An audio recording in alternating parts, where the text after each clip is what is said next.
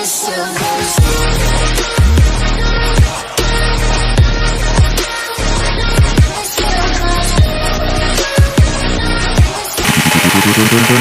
that beat like po po po po po po po.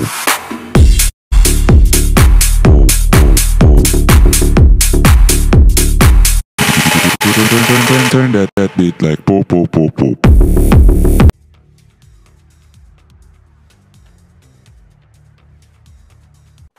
Bom dia, meus amores, tudo bem com vocês? Então, meu nome é Julia Raíssa e eu vou falar para vocês um pouquinho sobre o nosso trabalho.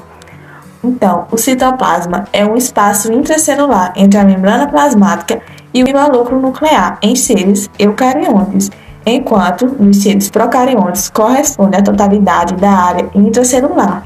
O citoplasma é preenchido por uma matéria coloidal e semifluida, denominada citosol, na qual estão suspensos os organelos celulares.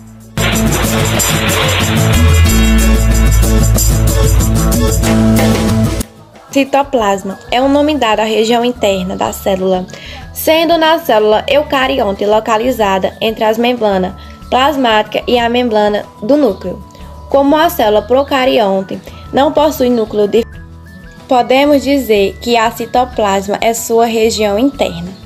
O citoplasma é uma região celular importante, sendo observada ocorrências de diversas reações químicas. Não podemos esquecer-nos ainda de que é no citoplasma que encontramos, em células eucariontes, as chamadas organelas celulares, tais como a mitocôndria e o complexo golgiense.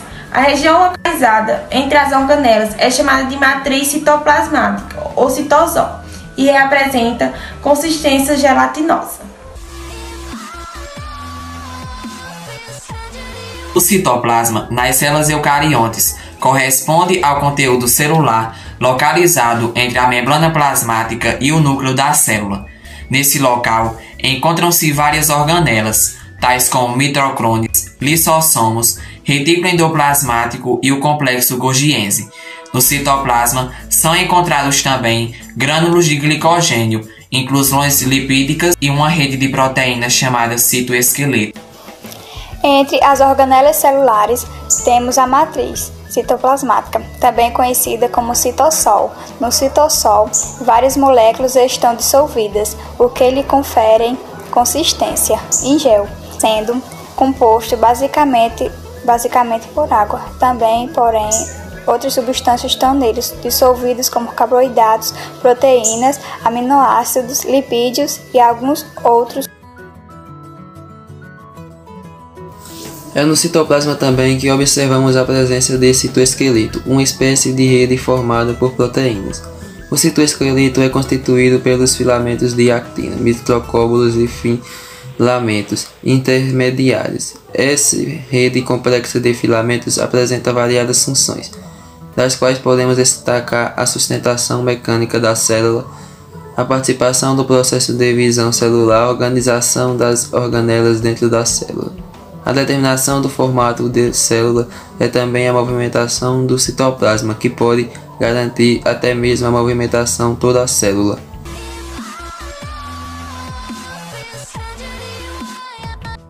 O citoplasma está relacionado com diferentes processos, uma vez que nele estão as organelas celulares e nele muitas reações químicas ocorrem. Sendo no local, vale salientar que, devido à presença do citoesqueleto, o citoplasma está relacionado também com a sustentação mecânica da célula, e até mesmo com a movimentação de alguns tipos celulares.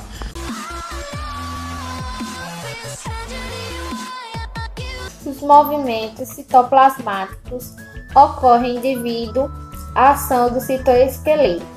A seguir, vamos conhecer melhor dois movimentos citoplasmáticos: o movimento ameboide e a ciclose.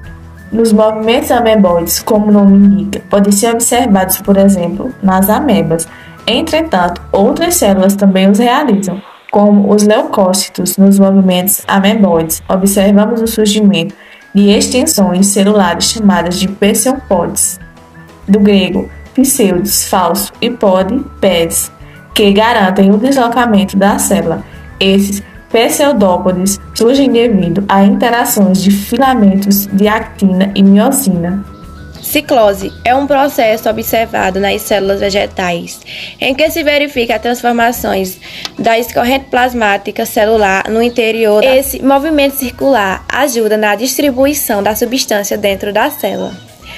A ciclose ocorre graças às interações da actina e da miosina. Todas as células são constituídas por membrana plasmática, citoplasma e núcleo. É no citoplasma que estão as organelas. Organelas, pequenos órgãos dentro da célula que permitem sua sobrevivência. Então, vamos conhecer um pouco mais sobre elas? Mitocôndrias são organelas com capacidade de reproduzir, pois elas possuem em seu interior uma molécula circular de DNA. Como as bactérias, a função é fazer a respiração celular, que produz a maior parte da energia, utilizada nas funções vitais das células.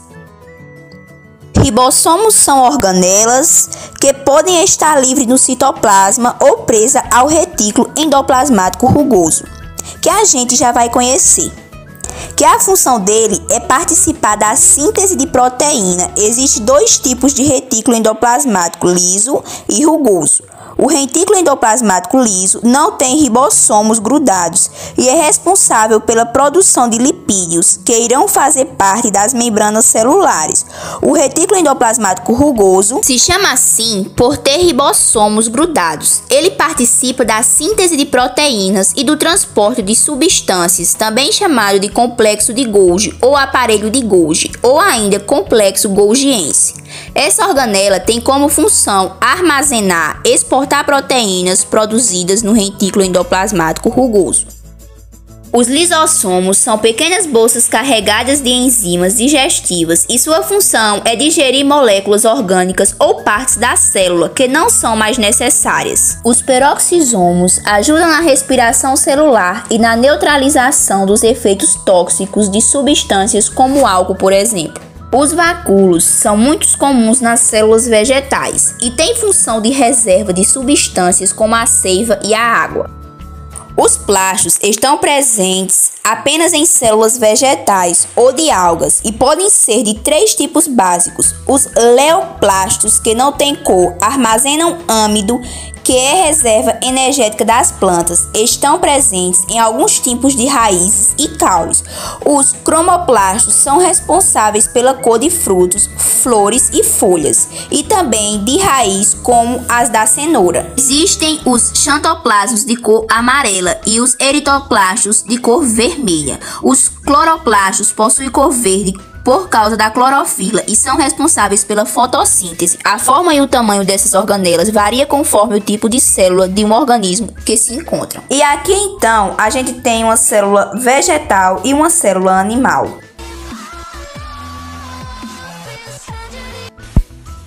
O retículo endoplasmático é uma organela que está relacionada com a síntese de moléculas orgânicas. Existem dois tipos de retículo, o liso e o rugoso, que têm formas e funções diferentes. O rugoso ele é associado aos ribossomos e à síntese de proteínas, enquanto o liso ele produz os lipídios. Os retículos eles são estruturas membranosas, compostas de sacos achatados e localizados no citosol da célula.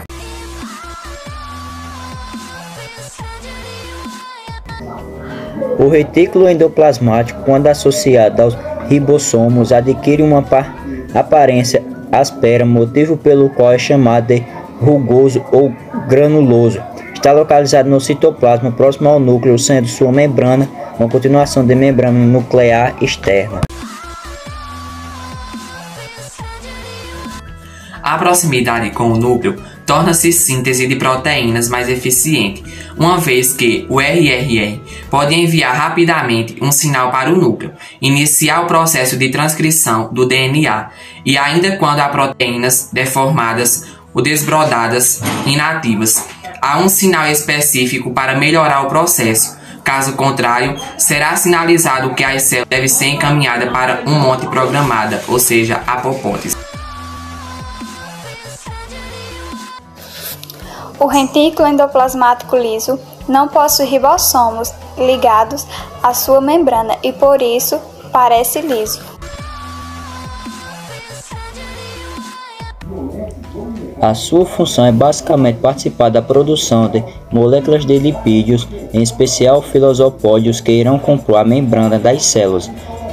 No entanto, dependendo do tipo de célula em que se encontra, o réu terá funções diferentes. Assim, por exemplo, eles podem estar mais envolvidos na produção dos hormônios esteroides a partir do colesterol ou com a regularização de nível de cálcio no citoplasma de células musculares estriadas. Isso é tudo, pessoal.